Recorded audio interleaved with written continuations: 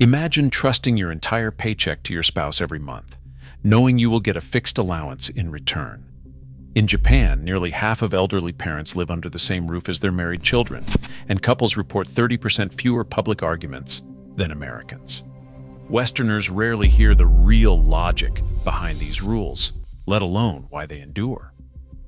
The real cost and hidden power of Japan's marriage code starts now. In most Japanese households, the monthly paycheck lands in the wife's hands, not the husband's. This practice, known as kozukai, stretches back to the Edo period, when merchants and farmers pooled their earnings and trusted the household's financial fate to one person, almost always the woman. A handwritten ledger from the Inoyama family in 1843 records the father receiving just a sliver of the annual income as personal spending money. That pattern survives today, even as modern life has moved paychecks from rice paper envelopes to direct bank deposits. For the average salaryman, the routine is simple. He hands over his entire salary. His wife, acting as the family's chief financial officer, covers all bills, savings, and daily expenses. In return, he gets a fixed monthly allowance, about 50,000 yen, or roughly $330. That figure has shrunk by 38% since the early 2000s, squeezed by stagnant wages and the disappearance of company perks that once padded lunch budgets. TV shows and magazine columns debate the wisdom of the allowance, but in practice, it remains the norm for nearly 40% of Japanese couples. Wives track every yen with Kakeibo, a budgeting journal that has become a symbol of quiet authority. For many, the role brings a sense of empowerment and trust. One survey found that parenthood strengthens the wife's grip on the purse strings. Yet the arrangement is not universal. In dual-income families, wives may keep a larger share of their own earnings, or the couple splits bills more evenly. Still, the underlying logic persists. The person managing the household, almost always the wife, controls the flow of money. This reversal of financial power shapes daily life and sets the tone for the family's private space. Instead of individual freedom, Japanese marriage often begins with a calculated act of trust, one that turns the abstract idea of duty into something you can count, down to the last coin. Half of Japan's elderly population lives with their children under one roof, a number that stands in sharp contrast to the 15% rate in the United States. This arrangement, known as doko, is more than a practical solution for aging parents. It's a living blueprint for how duty and harmony are built into the architecture of Japanese marriage. In the Tanaka household outside Osaka, 3 generations share a single home: grandmother, parents, and 2 children. The kitchen fills with the sounds of overlapping routines, rice steaming, homework questions, the low hum of the evening news. Every space is a negotiation, every meal a shared responsibility. For Mrs. Tanaka, the presence of her mother-in-law is both comfort and challenge. She recalls her own early days in the family, learning to cook miso soup to her mother-in-law's taste, and now, decades later, guiding her daughter through the same unspoken rituals. The family ledger, kept in a drawer by the kitchen, tracks not just expenses, but also who covers which chores and when. Here, the boundaries between generations blur. The grandmother helps with school pickups, the father takes weekend shifts at the community center, the children set the table for everyone. This style of living brings its own tensions, privacy is rare, and disagreements over how to fold laundry or season pickles can linger. But the arrangement also creates a daily rhythm of mutual reliance. In Japan, multi-generational co-residence is not a fallback, but a foundation. The expectation is clear. Marriage is not just a partnership between 2 people, but a joining of households, with shared space as the testing ground for patience, compromise, and enduring duty. A husband returns home late after a long day. His wife waits with tea, a gentle smile, and a question about his evening, never about why he is late. The conversation drifts to the weather, the children's homework, the neighbor's new dog. Disagreements, if they exist, remain tucked between the lines. In Japanese marriages, direct confrontation is rare, even when tempers flare. Instead, silence and hints and carefully chosen words carry the message. A misplaced towel or a forgotten errand might draw a sigh or a longer pause at dinner, but seldom an argument. This style of conflict resolution shapes the rhythm of daily life. An international survey from 2021 found that Japanese couples report loud verbal arguments 30% less often than their American counterparts. The difference isn't just about temperament, it is built into the language. Linguist Orie Endo describes it as reading the air, the art of sensing tension and responding without open dispute. In her words, harmony in Japanese marriage depends on what goes unsaid. The goal isn't to avoid disagreement altogether, but to manage it quietly, preserving the sense of group harmony that underpins the household. When a couple disagrees about a major purchase, the discussion unfolds in a series of gentle suggestions, indirect questions, and long silences. A husband might say what maybe now isn't the best time, rather than, "No, we can't afford it." A wife may express disappointment by rearranging the living room or turning in early, not by raising her voice. This approach can baffle outsiders, who see it as avoidance. Yet for many Japanese couples, it is a sign of respect. The mechanics of bibiway are visible in the smallest moments: a shared glance, a half-finished sentence, a quiet compromise. The result is a marriage that prizes stability over self-expression, where the peace of the household matters more than winning any single argument. In the spring of 1946, American occupation officials arrived in Tokyo, determined to rewrite the rules of Japanese family life. Their memos called for sweeping reforms, abolish the IE system, end arranged marriages, and grant women equal rights in the home. Newspapers filled with editorials debating whether these changes would free individuals or unravel the threads holding society together. Yet as the new civil code took effect in 1947, the reality on the ground shifted only slightly. Marriage ceremonies began to feature white gowns and Western music, but the old logic of family harmony and collective duty lingered behind closed doors. A confidential report from that year estimated that nearly 70% of marriages still involved significant family input, sometimes through formal matchmaking, other times through subtle parental pressure. The reforms promised personal freedom, but the day-to-day choices of millions of couples reflected a different set of priorities. In the words of Mieko, a Kyoto diarist whose marriage began in the uncertain years after the war, "We signed the new forms, but in our hearts, we still married two families, not just two people." By the 1950s, the statistics told a clear story. Family involvement in marriage persisted, even as legal language shifted toward individual rights. Western-style ceremonies grew popular, yet the core values, such as respect for elders, the quiet negotiation of roles, and the preservation of why, remained stubbornly intact. The reforms had set off a shockwave, but the foundations of Japanese marriage proved far more resilient than their architects expected. Harmony, or WA, sits at the heart of Japanese marriage. The word itself means more than just peace. It is the unwritten rule that guides every decision, every conversation, and every gesture between partners.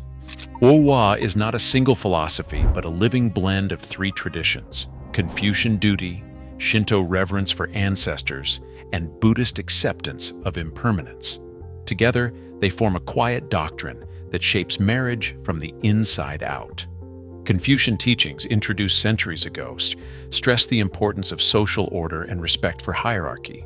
In the home, that means every family member has a role to play, and each role carries its own responsibility.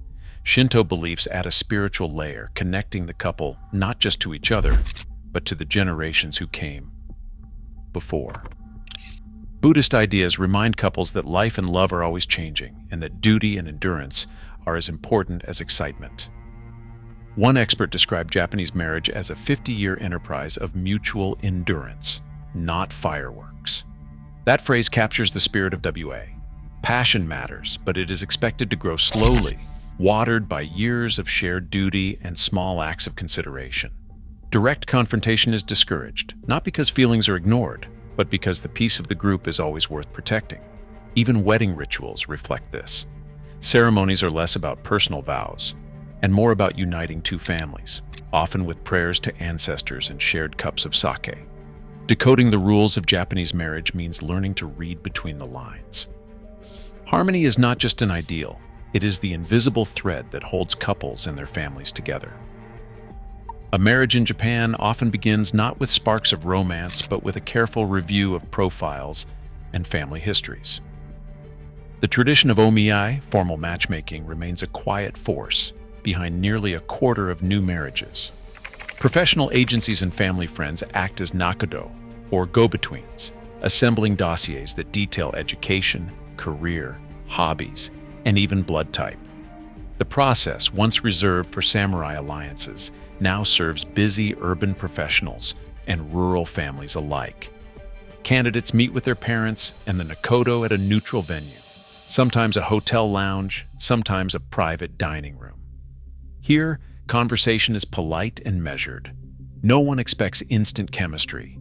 Instead, the goal is compatibility, shared values, stable backgrounds, and the promise of family harmony. Nakodo, like Mrs. Sato, who has been arranging matches for over 30 years, describe their job as helping two families find peace, not just two people find love. She recalls one dinner where both sets of parents spent more time discussing school districts than wedding dates. The couple themselves exchanged only a few words, but by the end of the evening, both families agreed to a second meeting. In this setting, the first spark is often a nod of approval from a parent, not a flutter of the heart. The numbers tell their own story. Around 25% of Japanese marriages today begin with some form of omiai, whether through a traditional nakodo or a modern matchmaking agency. Success rates hover near 28%, noticeably higher than those reported by dating apps in Japan. Before any ceremony takes place, it is common for both families to share a formal dinner, setting expectations and confirming the match. Here, marriage is not a leap of faith, but a deliberate step, taken with eyes wide open and the blessing of everyone at the table. A Japanese wedding unfolds with the precision of a centuries-old ritual. At the heart of the ceremony stands Sansan Kudo, a sake-sharing tradition that binds not just the couple, but their families. 3 cups, 3 sips each, 9 in total, passed back and forth, sealing a promise of harmony and mutual support. The gesture is quiet, deliberate, and deeply symbolic. Unlike Western weddings, there are no personal vows, no best man or maid of honor. Instead, the focus falls on the families.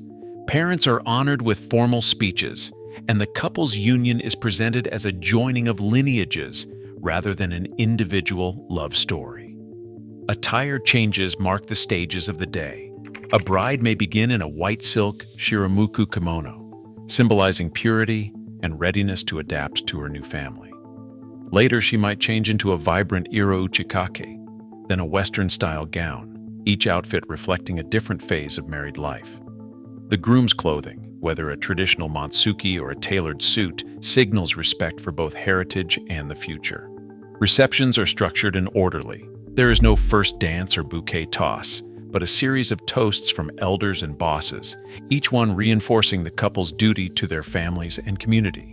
Even the cake cutting, sometimes performed with a ceremonial sword, is less about spectacle and more about offering the first slice to the gods.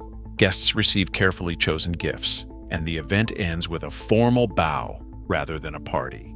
Every detail, from the seating chart to the closing words, is designed to maintain WA group harmony, so the marriage begins not with fanfare, but with a shared sense of purpose. Japan's marriage numbers tell a story that statistics alone can't explain. In 2023, the marriage rate stood at 4.1 per 1,000 people, less than half the rate seen in the 1970s. At the same time, the divorce rate hovers around 1.8 per 1,000, well below the US figure of 2.5 per 1,000. Birth rates have dropped to just 1.26 children per woman, raising alarms in government offices and family homes alike. Surveys by the Cabinet Office suggest that around 70% of long-married couples report satisfaction with their partnership. Yet nearly half of all married couples describe their relationship as sexless, a word that carries less stigma in Japan than it might elsewhere, but still signals a gap between stability and passion. For Yuki and Daichi, a millennial couple in Tokyo, these numbers feel personal.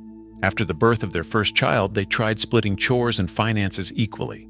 Within months, exhaustion and quiet resentment set in. Daichi admits that they thought they wanted a modern marriage, but they ended up following their parents' pattern. Their story echoes a broader debate playing out in university seminars and television talk shows. Does Japan's model deliver security at the cost of intimacy? Scholars point to the paradox: low divorce rates and high family savings on one hand, but also shrinking families and rising solo households on the other. With projections warning that the birth rate could fall below 1 by 2030, the question is no longer whether these traditions work, but what price is paid for their stability. At a quiet table in a Nagoya apartment, Mr. and Mrs. Fujimoto sit side by side, hands folded over a single cup of green tea. Married for 54 years, they rarely speak of romance. Instead, their story is written in daily routines: his slippers lined up at the door, her careful notes in the household ledger, the gentle way he peels an apple and offers her the first slice. When asked about love, Mrs. Fujimoto shrugs. She says, "We did not marry for passion. We married to build a life." Their days move in small, steady circles. He rises first to open the shutters.